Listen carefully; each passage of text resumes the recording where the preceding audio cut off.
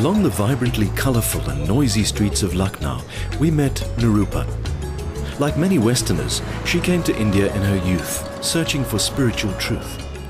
What brings me and continues to bring me still to Lucknow is the living, loving presence of the Master.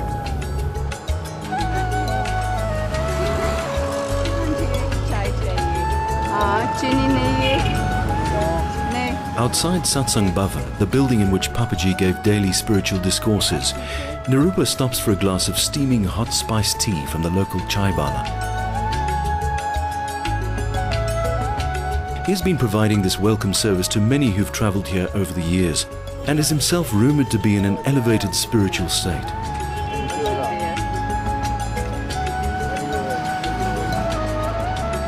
Her encounters with many spiritual masters, such as Papaji, have deepened Nirupa's understanding of life and the nature of self.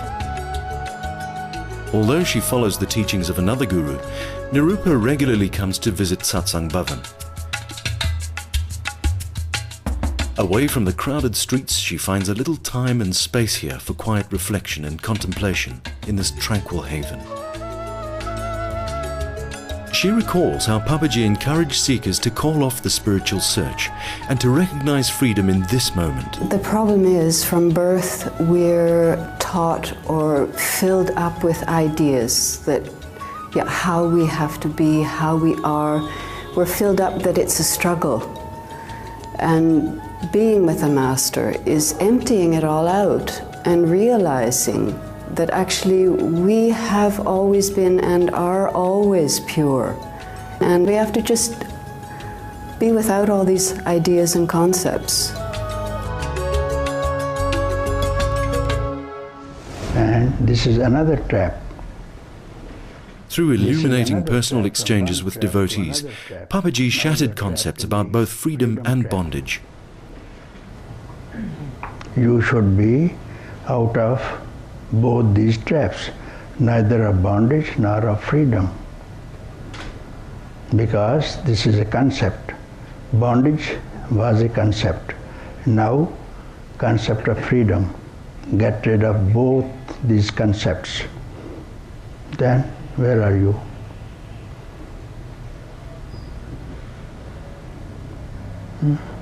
Here. Here, yeah. Yeah. Here is neither a trap of bondage nor of freedom. Here is here. For me, the way he taught was always personal and always for you to actually to get it, get what it is you need to see. Papaji, so far as I could make out, wanted transactions, not relationships. He wanted people to come, sit with him. He would explain the teachings. He would say, "Do who am I? Find out what the source of this I is." Not as a practice, don't go away and do this. Look at your eye right now and tell me what you see. He wanted you to actually do the practice with him glaring at you. And people who took up that invitation would often find that their I, their sense of self, just completely evaporated in that moment. And I saw it happen again and again and again. People would just stop mid-sentence sometimes. Sometimes they'd burst out laughing, sometimes they'd cry. Something immense actually happened to them in that moment. And when they did wake up, again, they were so alive, their faces were lit up. And if they started speaking, it was like they were talking from the Upanishads. It was quite extraordinary that these people who had come from the West with no spiritual background, hadn't read any books, didn't know the vocabulary, after 5 minutes of sitting with this man, they could stand up and give a speech, really sounding like an enlightened sage from ancient history. It was quite remarkable what he could do. I was able to sit near Papaji at the front in the first time, and just spontaneously tears started coming down my cheeks, and it was this sense of having met a real master. The way Papaji looks at you is not like looking at somebody else, like some other person or personality. He looked straight to himself when he looked at you, and himself, which is the same in all of us. As soon as I saw Papaji, I was just, everything stopped. My mind just stopped. I was like, I don't know, I guess all of my carefully constructed concepts and strategies and ideas, and they just, none of them had anywhere to fit, so they all just stopped. The meeting with Papaji is never in time. It's never a meeting that you put in time or in space and as an experience, oh, once upon a time I met Papaji. The meeting with the Sadguru may start but never ends. It's a meeting. It's emptiness meeting emptiness. It's freedom meeting freedom. He gave you your moment in heaven, if you like, your absolute rock-solid assurance of what was real and what was not. And even if it went away afterwards, you had this absolute, unshaking knowledge of what he was talking about. It wasn't some abstraction that you were moving towards, it was something you actually had and known for yourself while you were with him.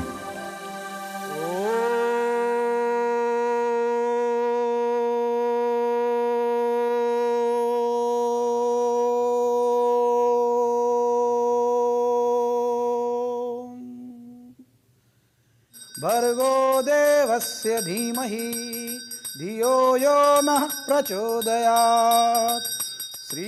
Back at Satsang Bhavan, we met Pankaj, a resident from the neighbouring area.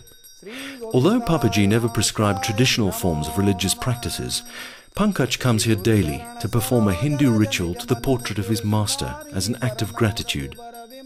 A keen trader, he was at first drawn to Satsang Bhavan, thinking that the large number of foreign devotees around Papaji presented a lucrative business opportunity. But his time with the master gradually affected a shift in his priorities. Till Papa was surviving, I was not understood him, his teachings fully. But after his dismissal, the night when he left away his body, when all of we people gathered here, I realized that he is straight entering in me and he is telling me, don't worry Pankaj, I am not gone anywhere, I am within you. You just look at yourself inside and you will find me that I am always there. And really I have realized it. Whenever I'm in any trouble, I just came in his feet and he just take me out like a knife from the butter.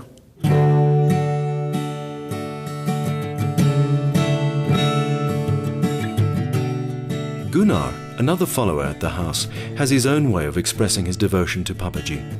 I studied music on the university. I have taught music on a college in many years, but I would say that the smiling man you see in the background, he is the best music teacher I ever had. When I came to Lucknow in 92, 93, 94, I stayed in 94 for 1 year, I think Papaji, he got tired of all the Vedantic philosophical questions. So he was looking at people when they came with their great questions about life and death at the moment and not the moment and things like this. He looked at them and said, sing a song. Or he said, stand up and dance like this.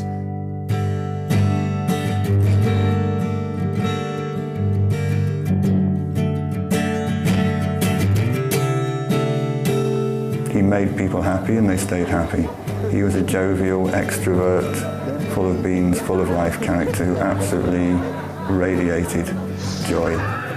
And if you look at the pictures of people in satsang, you'll probably see 200 people extraordinarily happy, laughing, beaming faces. Just being around you made you happy. That was what he did all his life. So when I first got to Lucknow, I just saw the most beautiful women and men and happy, smiling, laughing, joking, free, simple, unstressed out people. And before I even met Papaji in person, I remember I felt I'm home.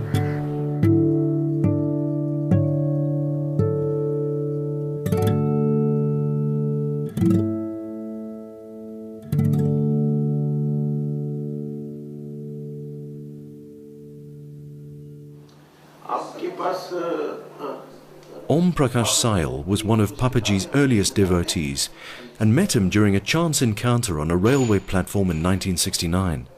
He was mesmerized by Papaji's physical presence and immediately recognized him as his guru. His devotion is still apparent today. Master is a great shelter, you can say, is the biggest umbrella. Under that umbrella, if a devotee is standing, the rain is rain, or clouds, or thunderstorms, cannot touch him. Om Prakash was blessed with many personal encounters with Papaji and came to fully understand the essence of his teachings. Simplicity was his main teaching. Whatever you are, be as you are. He meant you are free this moment. Why you are waiting for? You feel you are not free only because you are stuck to something.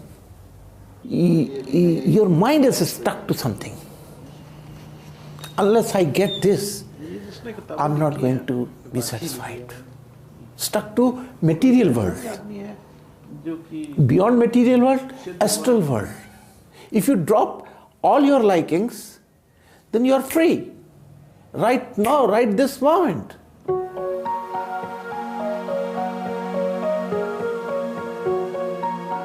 As we prepared to leave Lucknow, one thing was certain, that meeting Papaji had a profoundly transformative effect on those who came to see him. He was undescribable. He was everything and nothing, always in the same time. He was the most authentic human being, well, that I ever had the good luck to come across. I mean, I know a lot of people like to draw distinctions and say, oh, the teacher's just finger pointing to the moon, but for me, he was the moon itself. So he done more than everything for me.